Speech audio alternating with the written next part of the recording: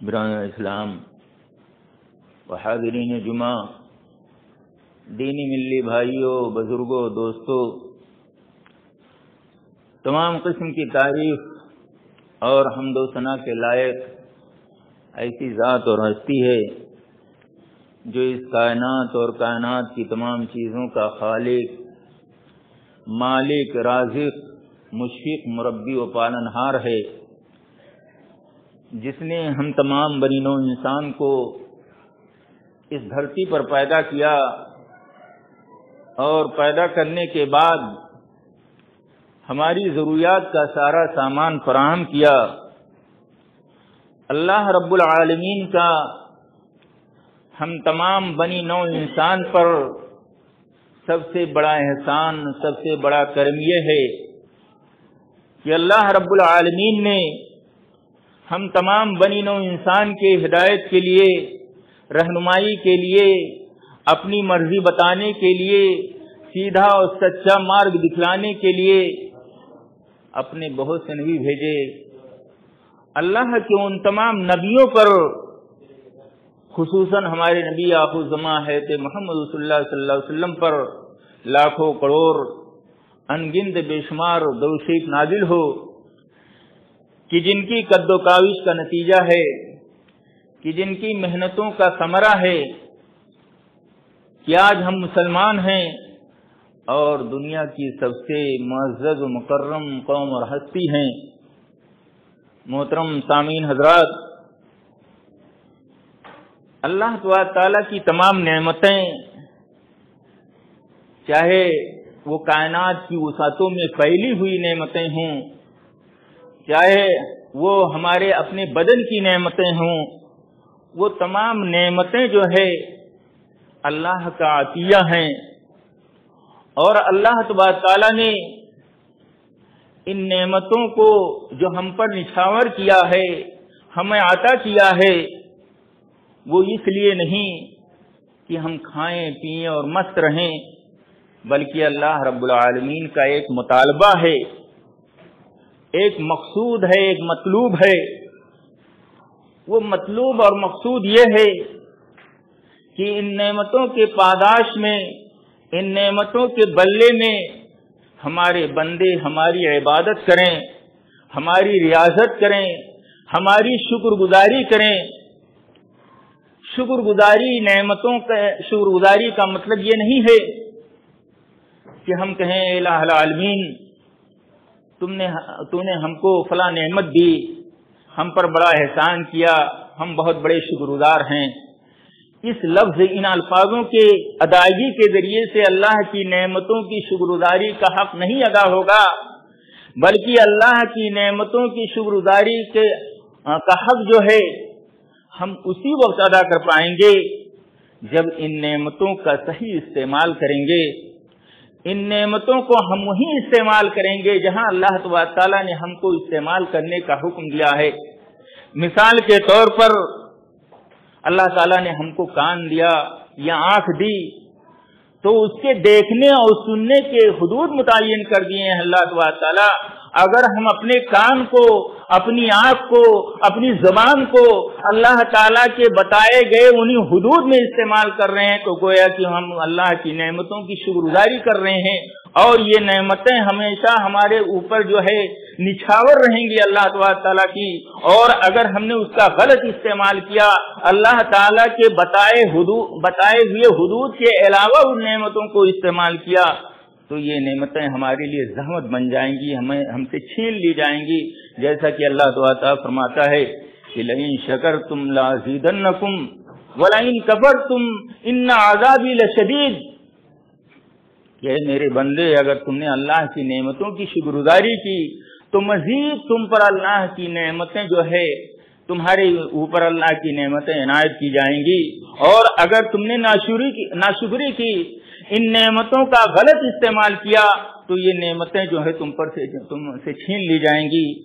تو ہمارے لیے ضروری ہے کہ اللہ تعالیٰ کی تمام نعمتوں کا ہم صحیح استعمال کریں، چاہے کائنات کی وسعتوں میں پھیلی ہوئی نعمتیں ہوں، چاہے ہمارے اپنے بدن کی نعمتیں ہوں، ان تمام نعمتوں کو ہم ایسے استعمال کریں جیسے اللہ تعالیٰ نے ہم کو استعمال کرنے کا حکم دیا ہے، ورنہ یہ نعمتیں ہم سے چھین لی جائیں گی۔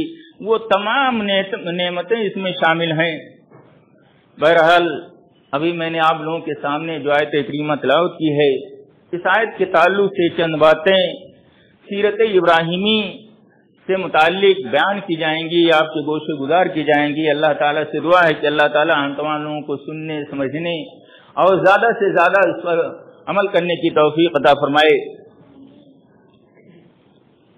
آگ ہے، اولاد ابراہیم ہے، نمرود ہے، کیا کسی کو پھر کسی کا انتہا مقصود ہے؟ محترم حضرات، ابھی میں نے آپ لوگوں کے سامنے جو آیت پڑھی ہے، اس آیت کے اندر اللہ تعالیٰ فرماتا ہے بے شک اے نبی اکرم صلی اللہ علیہ وسلم ہم نے آپ کو حوض کوثر عطا کیا ہے، تو آپ اپنے رب کے لیے نماز پڑھیے، ونحر اور قربانی کیجیے۔ قربانی یہ قرب سے مشتق ہے، جس کے معنی ہر وہ کام جس سے اللہ کی نزدیکی حاصل کی جائے، چاہے وہ نماز ہو، چاہے روزہ ہو، چاہے حج ہو، چاہے زکوٰۃ ہو، ہر ایک پر جو بھی اللہ تعالیٰ کی نزدیکی حاصل کرنے کے لیے، اللہ تعالیٰ کی قربت حاصل کرنے کے لیے، اللہ کی رضا حاصل کرنے کے لیے جو بھی کام کیا جائے اسی کو قربانی کہا جاتا ہے۔ کہا جاتا ہے الصلاۃ قربان لکل تقین، نماز ہر متقی، ہر پرہیزگار شخص کے لیے اللہ سے نزدیک ہونے کا ایک ذریعہ ہے۔ قربانی کا یہ رواج قدیم مذاہب میں بھی پایا جاتا تھا، جیسا کہ انجیل میں حضرت عیسیٰ علیہ السلام کا یہ قول نقل کیا گیا ہے کہ اگر تو قربان گاہ میں ہے اور وہاں اپنے جانور کو ذبح کرنے جا رہا ہے اور وہاں تجھے یاد آ جائے کہ تیرا بھائی تجھ سے ناراض ہے، تو پہلے جا اپنے بھائی کو راضی کر، اس کے بعد آ کر کے قربانی کر۔ معلوم ہوا کہ اللہ کی عبادتیں، اللہ کی یہ ریاضتیں، یہ قربانیاں، یہ تہجد گزاریاں ہمارے اسی وقت کام آ سکتی ہیں جب ہمارا ویوہار، ہمارا سلوک اللہ کے بندوں کے ساتھ اچھا ہوگا۔ ہم نماز پر نماز پڑھتے جائیں، قربانیوں پر قربانیاں کرتے جائیں، ہمارے اندر نیکیوں کی بھرمار ہو، لیکن اللہ کے بندوں کے ساتھ ہمارا تعلق اچھا نہیں ہے، سلوک اچھا نہیں ہے، ہمارا پڑوسی ہم سے ناخوش ہے، ہمارے بھائی بند جو ہے ہم سے ناراض چل رہے ہیں، اللہ کی مخلوق آپ سے پریشان ہے، تو آپ کی ان عبادتوں کو اللہ کی کوئی ضرورت نہیں، اللہ کی یہاں کوئی گنتی نہیں۔ یہی نہیں بلکہ جب ہم اپنی نظروں سے دیکھتے ہیں تو کائنات کے ذرے ذرے میں قربانی کی اہمیت یہ ہے کہ کائنات کے ذرے ذرے میں قربانی کا جذبہ دیکھتے ہیں۔ مثال کے طور پر تمام جمادات، نباتات یا حیوان پر قربان ہیں، اور حیوان مولائے حقیقی پر قربان ہے، لیکن ہم اور آپ جو قربانی کرتے ہیں اس قربانی کی الگ شان ہے، اس کی الگ پہچان ہے، اس کا ایک پس منظر ہے۔ یہ سیدنا ابراہیم خلیل اللہ کی یادگار ہے۔ سیدنا ابراہیم خلیل اللہ کی پوری زندگی ابتلاء و آزمائشوں میں گزری۔ یہ ابتلاء و آزمائش کسی جرم کے ارتکاب میں سزا کے طور پر نہ تھی، بلکہ آپ کی جلالت شان کو نمایاں کرنا مقصود تھا۔ جب کسی پر کوئی ذمہ داری عائد کرنی ہوتی ہے تو اسے ٹریننگ دی جاتی ہے، اور عجیب عجیب انداز میں ٹریننگ ہوا کرتی ہے۔ چونکہ ابراہیم خلیل اللہ ایک ایسے گھرانے میں پیدا ہوئے تھے جو پورا کا پورا گھرانہ بت پرست تھا۔ بت پرستی کے ماحول میں حضرت ابراہیم نے آنکھ کھولی، لیکن شعور کی آنکھ کھولی، اور شعور کی آنکھ کھولتے ہی بتوں کی حقیقت کو جان لیا، اور حضرت ابراہیم صاحب اس وقت تک چین سے نہ بیٹھے جب تک کہ خدائے واحد کو پا نہ لیا۔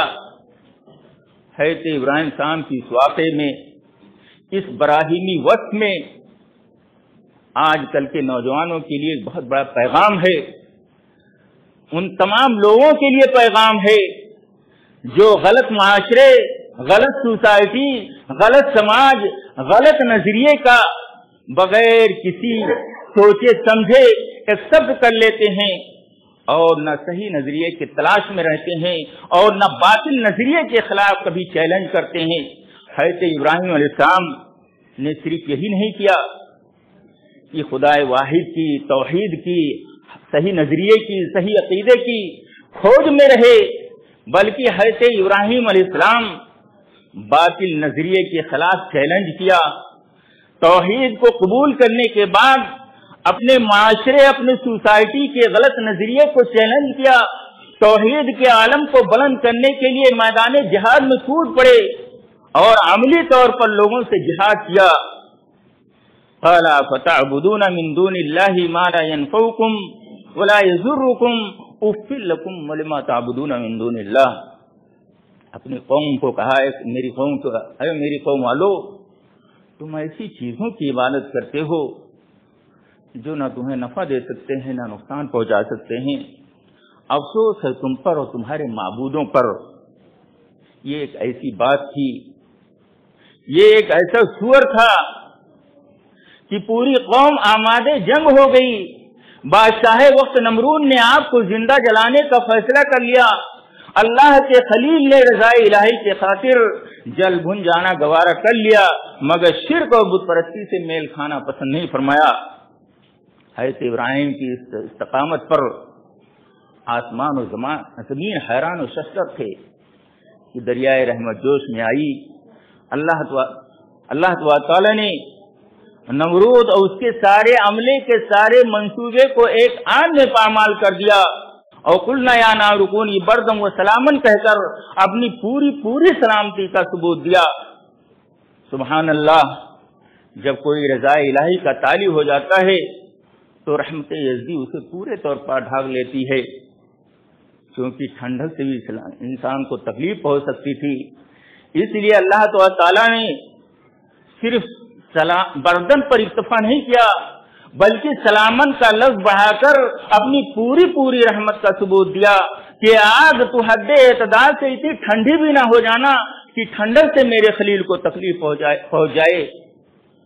آج کے فتنوں کے دور میں، آج کے اس بگڑے ہوئے ماحول میں، جہاں نہ ہماری عزتیں محفوظ ہیں، نہ ہماری عصمتیں محفوظ ہیں، نہ ہمارے مساجد محفوظ ہیں، نہ ہمارے مراکز محفوظ ہیں، آج اسی خلیلی ایمان کی ضرورت ہے، آج اسی خلیلی اعتقاد کی ضرورت ہے، آج اسی خلیلی جذبہ اور حوصلے کی ضرورت ہے، آج اسی خلیلی صبر و استقامت کی ضرورت ہے۔ خدا کی قسم، آج ہمارے اندر بھی وہی جذبہ پیدا ہو جائے، وہی ایمان پیدا ہو جائے، وہی استقامت پیدا ہو جائے تو آج ہماری بھی مصیبتیں آسان ہو سکتی ہیں، ہماری بھی پریشانیاں دور ہو سکتی ہیں۔ سچ کہا علامہ اقبال نے، آج بھی ہو جو براہیم سلیمہ پیدا، آپ کر سکتی ہے انداز گلستہ پیدا۔ پہلے امتحان میں کامیاب ہو گئے، لیکن وطن ترک کرنا پڑا۔ عزیز و اقربا کی جدائی، وطن کی جدائی حضرت ابراہیم نے گوارا کر لیا حق کی خاطر، اور ملک شام میں جا کر قیام پذیر ہو گئے۔ لیکن قدرت کو کچھ اور ہی منظور تھا۔ حکم ہوتا ہے کہ ابراہیم اپنی بیوی حضرت ہاجرہ، ان کے اکلوتے معصوم فرزند کو لے جا کر کے مکہ کی بے آب و گیاہ چٹیل میدان میں، جہاں نہ دانا ہے، نہ پانی ہے، نہ چرند ہے، نہ پرند ہے، وہاں لے جا کر کے چھوڑ آؤ۔ حضرت ابراہیم سام اللہ کی رضا کے خاطر، اللہ کے حکم کی تعمیل میں اپنی خلت کو نبھانے کے لیے اپنی بیوی حضرت ہاجرہ، ان کے اکلوتے معصوم فرزند کو لے جا کر کے مکہ کے اسی بے آب و گیاہ چٹیل میدان میں بٹھا دیتے ہیں اور بغیر کچھ کہے سنے پیٹ پھیر کر چل دیتے ہیں۔ آپ کی بیوی حضرت ہاجرہ متعجب بیتاب ہو کر پوچھتی ہیں کہ میرے پیارے شوہر، یہ کیا ماجرا ہے؟ کہ ہم سے کوئی ناراضگی ہے یا اللہ کا حکم ہے؟ حضرت ابراہیم سام جواب تو کجا مڑ کر دیکھا نہیں पकड़ने को उठी, हजरत इब्राहिम दौड़ने लगे। तब वो बीवी कहती है कि मेरे प्यारे शौहर, क्या अल्लाह का हुक्म है या हमसे कोई नाराजगी है? हजरत इब्राहिम कहते हैं नहीं, अल्लाह का हुक्म है। तो साबरा शाकरा खातून कहती इज़ल्ला युज़य्यना, तब आप शौक से तशरीफ ले जाएं। जब हम अल्लाह के हुक्म पर कारबंद हैं तो अल्लाह हमको ज़ाय नहीं करेगा। हज़रत इब्राहिम साम लौट कर जब सनिया के पास पहुंचते हैं तो दुआ करते हैं, रब्बना इन्नी अस्कनतु मिन ज़ुर्रिय्यती बिवादिन गैरि ज़ी ज़रइन इंदा बैतकल मुहर्रम, के इलाहल आलमीन, इस चटियल मैदान में, इस वादी गैर ज़ी ज़रा में जहाँ न दाना है न पानी है, तेरे घर के पास है इलाहल आलमीन, मैं अपनी बीवी और बच्चों को सिर्फ तेरे सहारे छोड़कर जा रहा हूँ। और ऐ इलाहल आलमीन, मैं इसलिए नहीं छोड़कर जा रहा हूँ कि ये जो है बहुत बड़ी प्रॉपर्टी के मालिक हो जाएं, बहुत बड़ी हैसियत के मालिक हो जाएं, बहुत बड़ी शोहरतें उनको हासिल हो जाएं, बल्कि इसलिए छोड़ करके जा रहा हूँ ताकि नमाज के पाबंद हो जाएं। आप गौर करें कि जिंदगी गुजारने के असबाब में से कोई सबब वहाँ मौजूद नहीं है। न दाना है, न पानी है, न चरिंद है, न हमजिन्स है, न सर ढाकने के लिए कोई मकान है। लेकिन हज़रत इब्राहिम अलैहिस्सलाम ने जो दुआ की वो इन तमाम चीजों के ताल्लुक से आपकी दुआ न थी, बल्कि आपने नमाज से क़याम की दुआ की। क्यों? इसलिए कि हज़रत इब्राहिम साहब को मालूम था कि जिस आदमी की जिंदगी में नमाज आ जाए उसके सारे मसाइल हल हो जाते हैं, उसकी सारी परेशानियां दूर हो जाती हैं, उसके सारे असबाब फराहम हो जाते हैं। हज़रत इब्राहिम अलैहिस्सलाम ने, हज़रत इब्राहिम साहब की इस दुआ से हमको ये पैगाम मिलता है, आज के लोगों को ये पैगाम मिलता है कि इंसान की जिम्मेदारी जो है अल्लाह की इबादत, अल्लाह की रियाजत, इंसान को सिर्फ उसी की फिक्र होनी चाहिए और बाकी काम असबाब जिंदगी फराहम करना, इंसान के रोजी रोटी का इंतजाम करना, इंसान को तमाम परेशानियों और मुश्किलात से बचाना, यह अल्लाह का काम है और ये जिम्मेदारी अल्लाह निभाएगा। इंसान को उसकी फिक्र नहीं होनी चाहिए, उसकी फिक्र नहीं करनी चाहिए, बल्कि इंसान की जो जिम्मेदारी है उसकी इंसान को फिक्र होनी चाहिए। हज़रत इब्राहिम साहब की इस दुआ से हमको पैगाम मिलता है। पूरा हज़रत हाजरा का मामला क्या है दोस्तों? हज़रत हाजरा अपने नन्हे से गोद के बच्चे के साथ दिल बहलाने लगती हैं, यहाँ तक कि वो नाकाफी तोशा, चंद खजूरें, चंद घूंट पानी खत्म हो जाता है, भूख और प्यास का गलबा होता है, बड़ी बेबसी का आलम होता है। अपने बच्चे की यह हालत देखी नहीं जाती है, इधर उधर नजर दौड़ाती हैं कि कहीं पानी नजर आ जाए, कहीं दाना नजर आ जाए, कहीं कोई हमजिस नजर आ जाए, कहीं साया नजर आ जाए, लेकिन सवाए मायूसी से कुछ नजर नहीं आता है। सफा पहाड़ी पर चढ़ती हैं, फिर वहां से उतर कर मरवा पहाड़ी पर चढ़ती हैं, ऐसे सफा मरवा का साथ मरतबा चक्कर लगाती हैं, लेकिन बेसूद थक कर आसमान की तरफ देखती हैं। कितने में गैबी आवाज आती है, मन अंती, तू कौन है? जवाब देती है, ना उम्मे वल्द इब्राहिम हाजरा, मैं इब्राहिम साहब के लड़के इस्माइल की माँ हूँ। फरिश्ता कहता है, इब्राहिम साहब इस वादी गैर ज़ीज़रा में तुम्हें किसके सहारे छोड़ कर गए हैं? कहती वक्कलना इल्लाह, हमें अल्लाह को सौंप गए हैं। फरिश्ता कहता है, वक्कलकुम इला काफिल, तब अल्लाह काफी है, उसे सौंपी हुई चीज बर्बाद नहीं होती है। और उसके बाद क्या हुआ? दुनिया ने देखा कि हज़रत इब्राहिम के लड़के इस्माइल ने और हज़रत हाजरा ने वो तारीख रकम किया कि रहती दुनिया तक के तमाम इंसानों के लिए बतौर यादगार हो गया।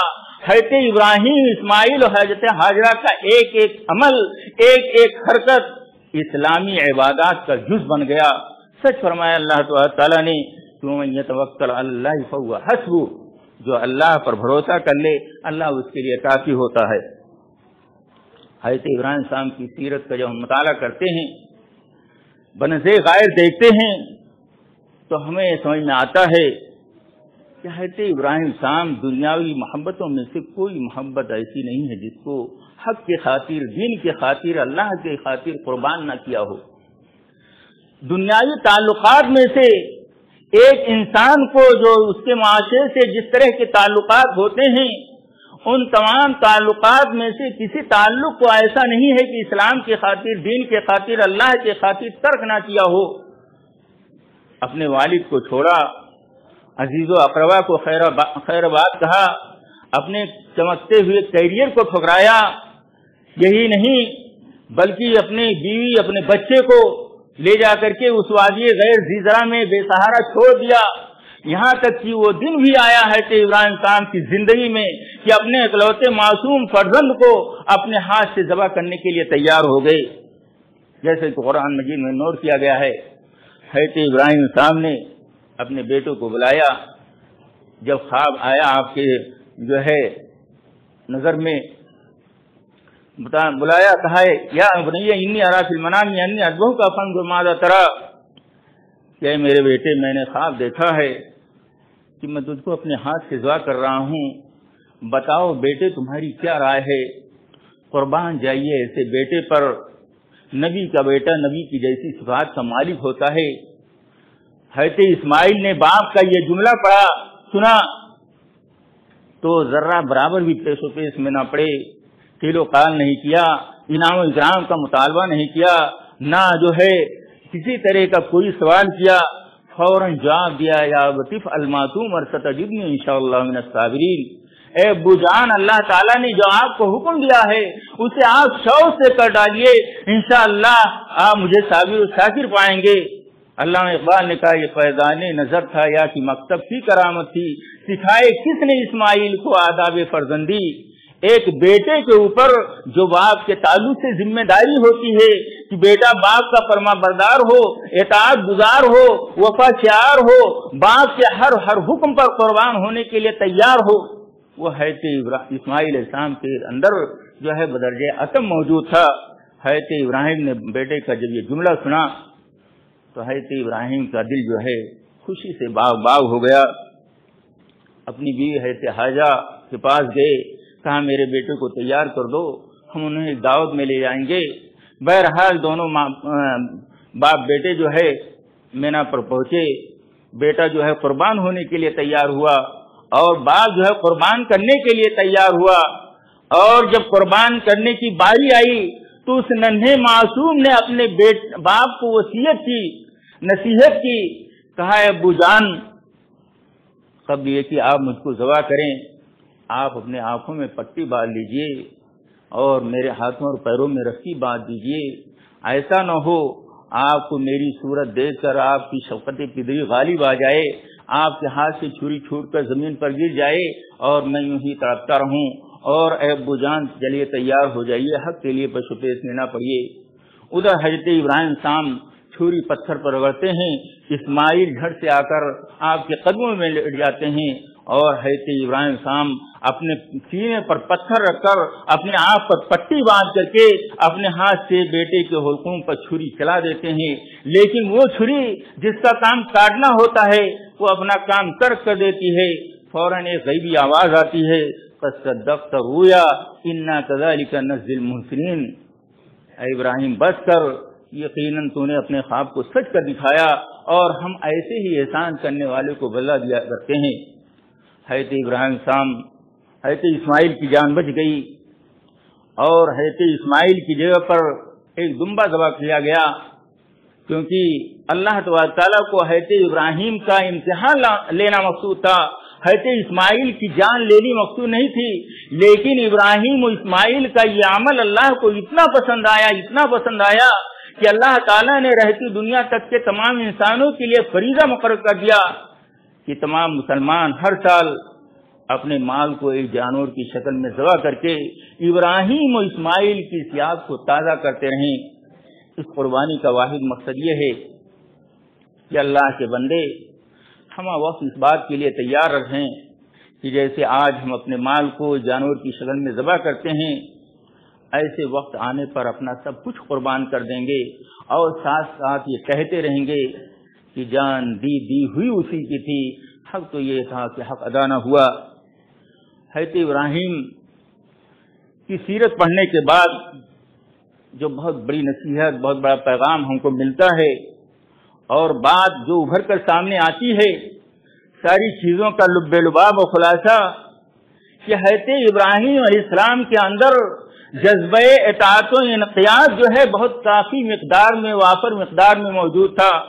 جب بھی اللہ تعالیٰ کی طرف سے کوئی حکم آیا، کوئی مطالبہ آیا، تو حضرت ابراہیم علیہ السلام نے اس کے لیے کسی طرح کی پش و پیش نہ کی، کسی طرح کا قیل و قال نہ کیا، کسی طرح کا انعام و اکرام کا مطالبہ نہیں کیا، اور جتنی جلدی ممکن ہو سکا اس حکم کی تعمیل کر دی. مثال کے طور پر بخاری میں ایک روایت آتا ہے کہ حضرت ابراہیم شام کو 80 سال کی عمر میں ختنہ کرنے کا حکم ہوا. جب یہ حکم آیا تو حضرت ابراہیم شام اس وقت جو ہے لکڑی کا کام کر رہے تھے، ان کے ہاتھ میں بسولہ تھا. حضرت ابراہیم شام نے جب اللہ کا یہ حکم سنا تو نہ آؤ دیکھا نہ تاؤ دیکھا، نہ کوئی دھاردار چیز تلاش کی، نہ مرہم اور دوا وغیرہ کی تلاش میں رہے، بلکہ جو ہے اسی بسولے سے اپنا ختنہ کر لیا. کیوں؟ اس لیے کہ اللہ کا حکم آ گیا ہے، ایسا نہ حکم کی تعمیل میں تاخیر ہو جائے اور میرا رب مجھ سے ناراض ہو جائے. یہ تھا جو ہے آپ کے عمل کا جذبہ اور اللہ تعالیٰ کی اطاعت و فرما برداری کا شوق. اور یہی نہیں بلکہ حضرت ابراہیم کے اندر سب سے بڑی خوبی جو دکھائی دیتی ہے کہ حضرت ابراہیم علیہ السلام مر مٹنے کے لیے ہمیشہ تیار رہتے تھے، قربانیوں پر قربانیاں کرتے جاتے تھے.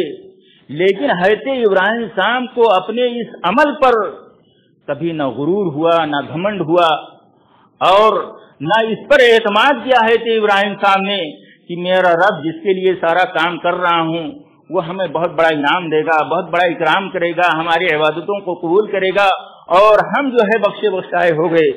بلکہ ہمیشہ عاجزی، انکساری ہمیشہ آپ کے دامن گیر رہی. اس کا اندازہ آپ اس سے لگا سکتے ہیں کہ زندگی کے آخری وقت میں حضرت ابراہیم اور اسماعیل دونوں مل کر کے خانہ کعبہ کی تعمیر کر رہے ہیں. خانہ کعبہ کی تعمیر کرتے وقت کرنے کے بعد دعا کرتے ہیں ربنا تقبل منا انک انت السمیع العلیم، کہ ہمارا رب، اے ہمارے رب، ہمارا یہ حقیر عمل جو خانہ کعبہ کی تعمیر کی شکل میں اے اللہ تیرے حضور میں پیش کر رہا ہوں، اے اللہ تو اسے قبول کر لے. آپ دیکھیں یہ عمل جو ہے کتنا بڑا ہے، خانہ کعبہ کی تعمیر، اور کرنے والے اللہ کے خلیل اور عاجزی انکساری کا عالم یہ ہے کہ ایسا نہ ہو میرا یہ عمل رائگاں ہو جائے. اللہ سے دعا کر رہے ہیں کہ الہ العالمین ہمارے جو ہے اس حقیقی عمل کو قبول کر لیں. آج ہمارا معاملہ کیا ہے؟ تھوڑی سی نیکی کا کام اگر ہم کر لیے تو ہمارے اندر اتنا بڑا غرہ ہوتا ہے، اتنا بڑا غرہ ہوتا ہے کہ ہم یہ سوچتے ہیں کہ جنت کی سرٹیفکیٹ اب تو ہمارے ہاتھ میں ہے، ہماری جیب میں ہے. اللہ تعالیٰ ہم تمام لوگوں کو اس سے محفوظ رکھے اور سیرت ابراہیم کے تعلق سے جو بھی پیغام ہم کو ملتا ہے اس پر ہمیں عمل کرنے کی توفیق عطا فرمائے. یا الہ العالمین ہم تمام مسلمانوں کو صحیح معنوں میں سچا اور پکا مومن بنا. الہ العالمین ہم میں جو بیمار ہیں انہیں شفا دے، جو بے دین ہیں ان کو دین کے راستے پر لگا دے، جو بے نمازی ہیں انہیں نمازی بنا دے، جو مر گئے ہیں انہیں جنت الفردوس میں جگہ دے. الہ العالمین عالم اسلام میں مسلمان جہاں پریشان ہیں اللہ ان کی پریشانیوں کو دور کر دے. الہ العالمین اپنے اس ملک میں دین کا غلبہ عطا کر، اسلام کو غلبہ دے، توحید کا غلبہ دے. خندزن کفر ہے، احساس تجھے ہے کہ نہیں؟ اپنی توحید کا کچھ پاس تجھے ہے کہ نہیں؟ یا ایھا الذین آمنوا صلوا علیہ وسلموا تسلیما. اللهم صل علی محمد وعلی آل محمد كما صلیت علی ابراہیم وعلی آل ابراہیم انک حمید مجید. اللهم بارک علی محمد وعلی آل محمد كما بارکت علی ابراہیم وعلی آل ابراہیم انک حمید مجید. عباد اللہ رحمکم اللہ، ان اللہ یامر بالعدل والاحسان وایتاء ذی القربى وینہی عن الفحشاء والمنکر والبغی لعلکم تذکرون. ولذکر اللہ تعالی اولی واعظ واجل واتم وام اکبر واللہ یعلم ما تصنعون.